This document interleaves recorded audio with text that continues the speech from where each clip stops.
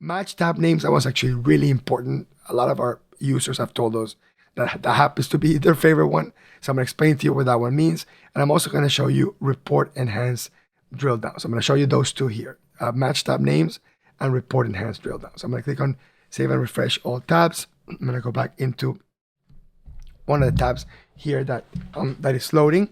And as soon as it finishes loading, I'm going to show you exactly what match tab names mean. And essentially, one of the challenges that we have with QuickBooks Online is that sometimes these tab names on the top, they don't have sort of explicit titles.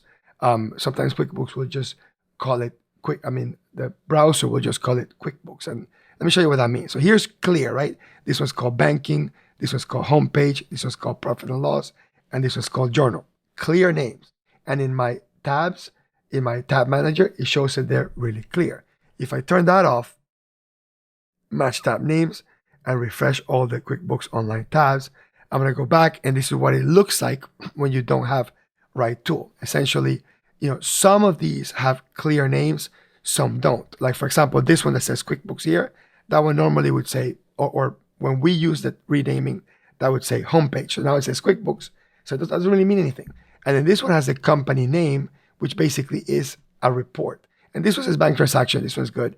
This one says journal entry. So it's sort of hit and miss. So what I like about matching tab names is that it just absolutely makes sure that every tab has a name that makes sense. And even the reports themselves have the correct name, which is probably one of the biggest things. So for example, I'm going to close that profit and loss. And what I'll do is I'll pull up a couple of reports to show you. So I'm going to go to reports, and then I'm going to pull up, let's say, the unpaid bills report. Okay.